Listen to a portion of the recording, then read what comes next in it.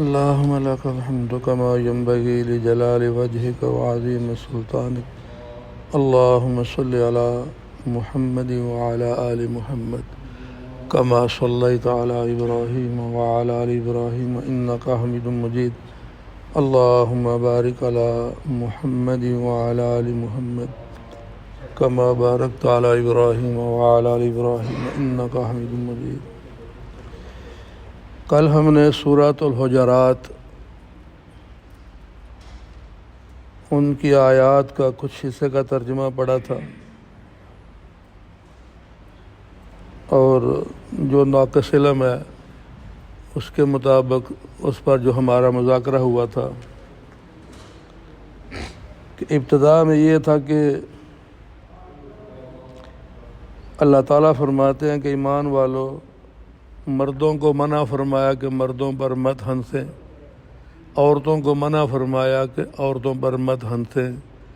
جن پر ہنسا جایا جا رہا ہے شاید اللہ کے ہاں وہ کتنے مقرب ہوں. اور پھر یہ فرمایا تھا کہ ایک دوسرے کے نام برے نام نہ رکھو، کسی کو طعنہ نہ دو.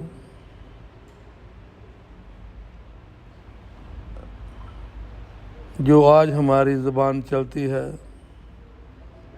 پھر فرمایا کہ بدگمانیوں سے بچو، بدگمانی بھی بہت بڑا گناہ ہے. ہر معاملے میں بدگمانی نہ کرو، اچھے گمان رکھو، اچھے گمان اللہ کی ذات سے وابستہ رکھو. یہاں تک جو ترجمہ ہم نے پڑھا تھا اس کی تھوڑی جو وضاحت ہوئی تھی. اگلی آیات میں یہ فرمایا کہ ایک دوسرے کی غیبت نہ کرو.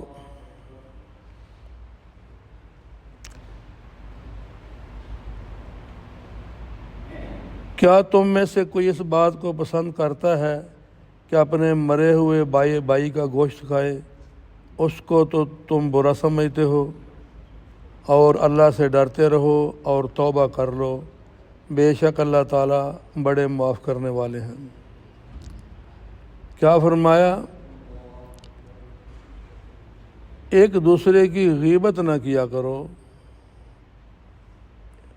کیا تم اس کو پسند کرتے ہو کہ اپنے مرے ہوئے بھائی کا گوشت کھاؤ؟ اس کو تو تم برا سمجھتے ہو.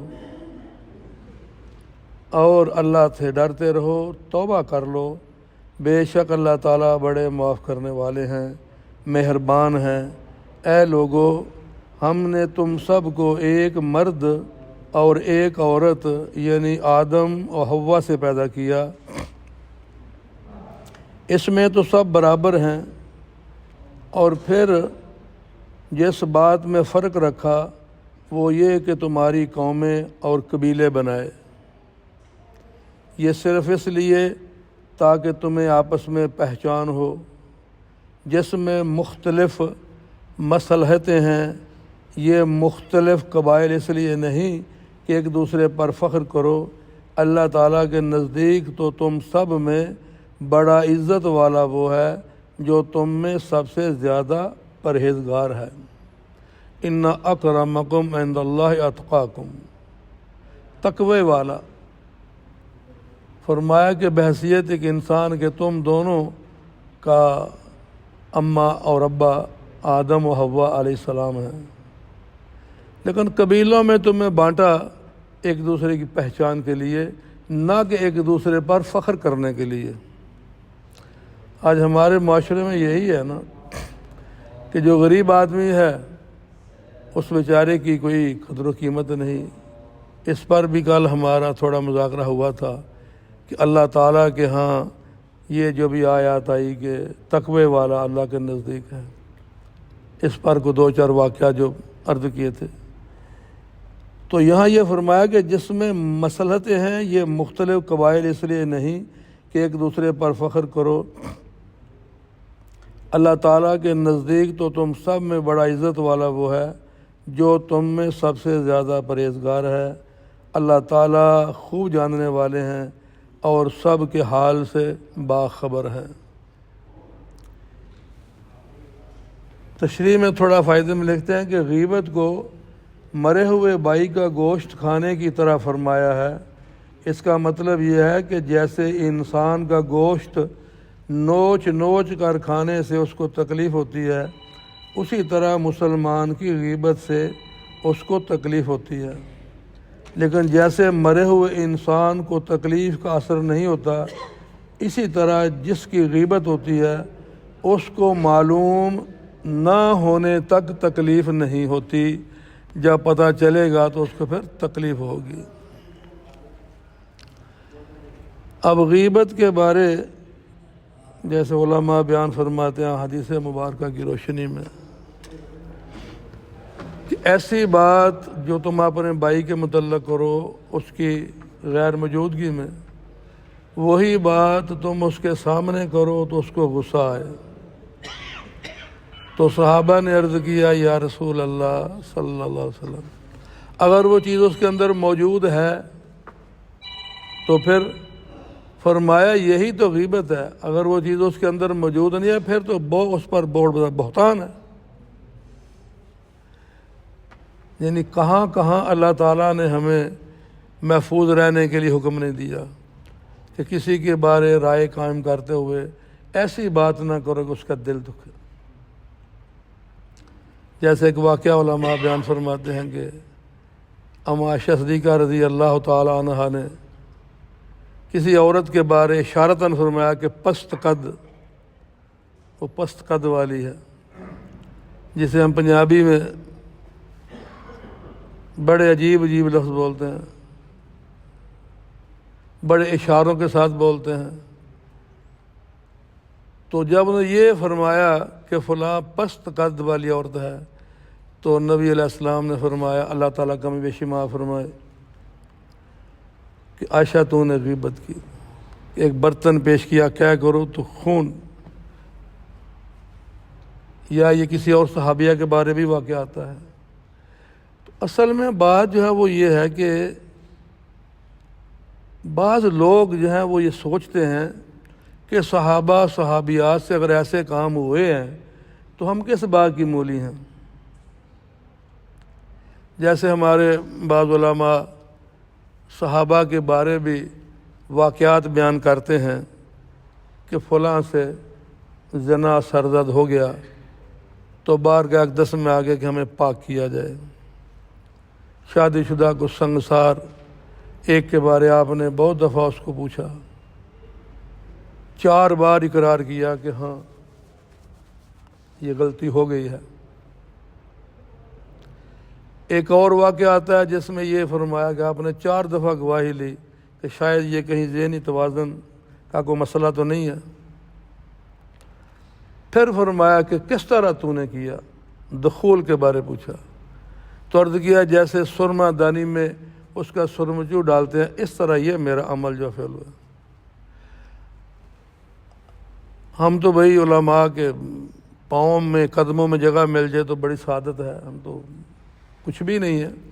وہ تو اہل علم ہیں جن کی زندگیاں بیت گئی ہیں علم پڑھتے پڑھاتے، لیکن ذرا ان کے آگے بھی گزارش ہے کہ تھوڑا جب یہ بات فرمائیں تو تھوڑی سی وضاحت بھی کر دیں، کیونکہ جو آدمی اتنا عقل فہم نہیں رکھتا وہ سوچے گا اچھا یار وہ صحابیہ سے بھی یہ کام ہو گیا، وہ صحابی سے بھی ہو گیا، شیطان ان کو ورغ لائے گا۔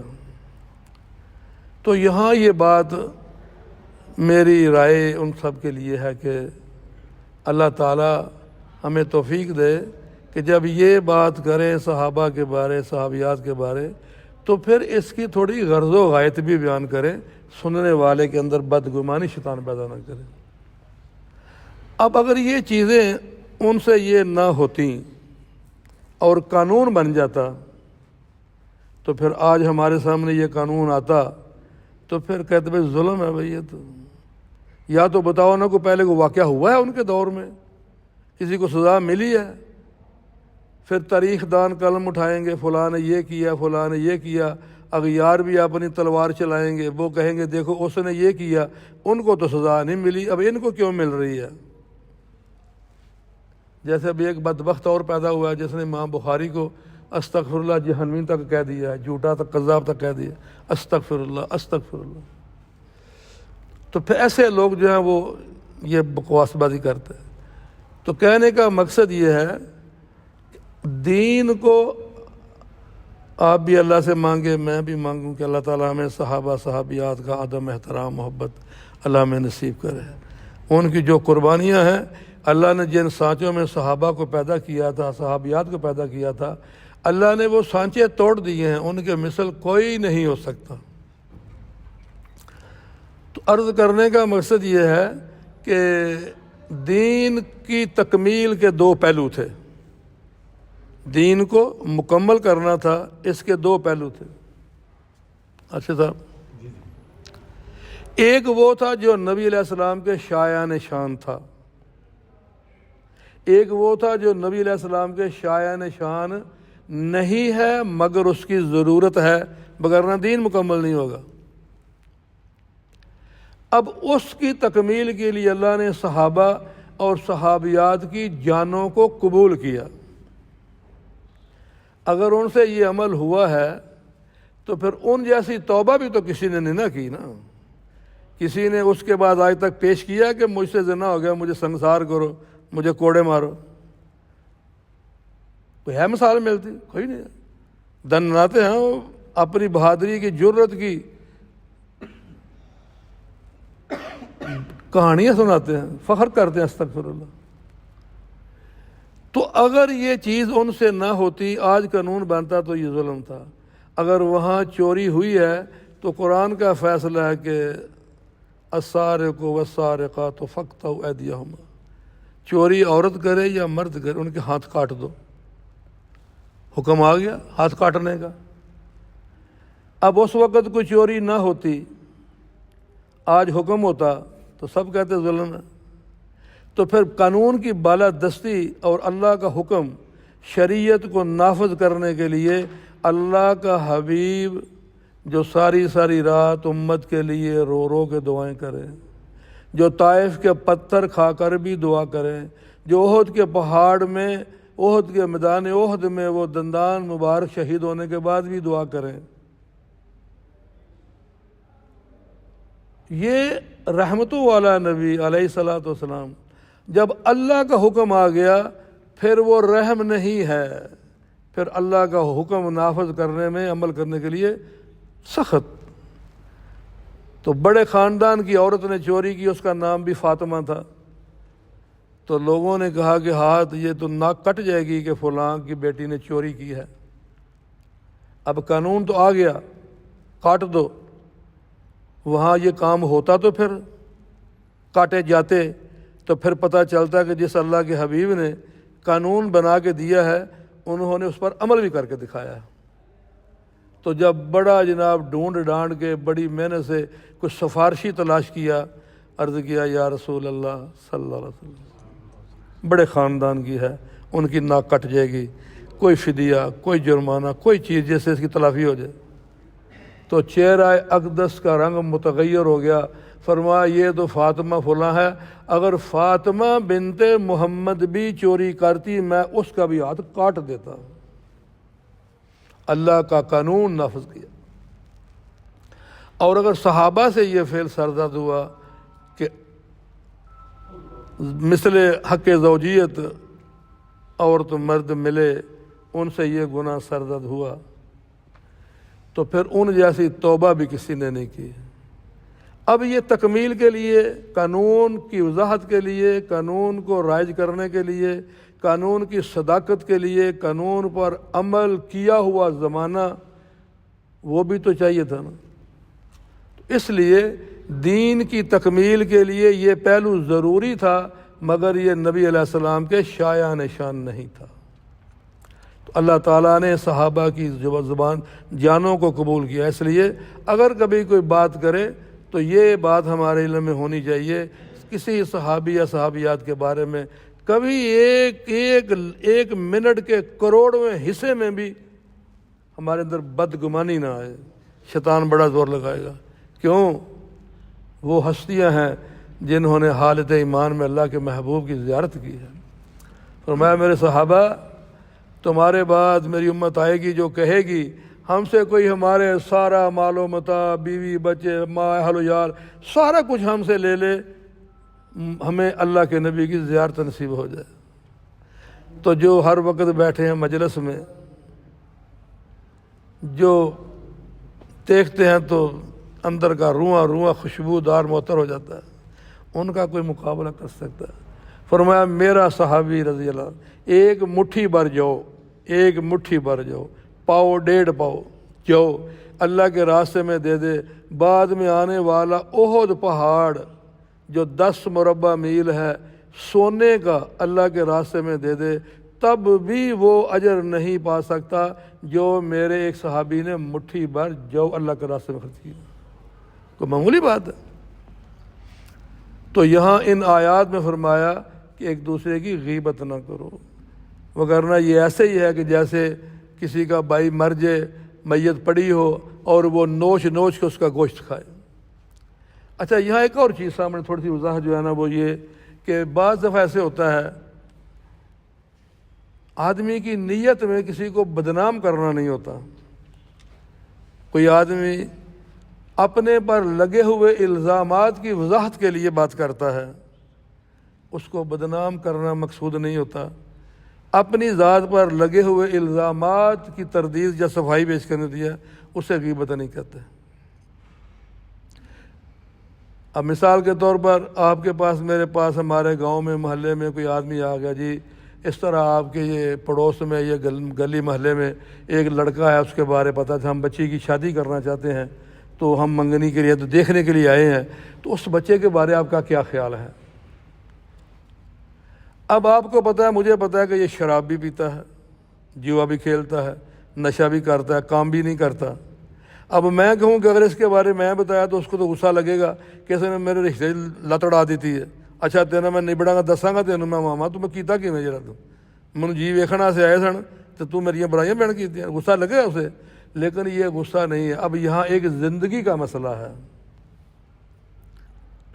آپ کو اس نے پوچھا ہے، کسی بھائی نے مجھے پوچھا ہے، اس کے بارے آپ کا کیا خیال ہے؟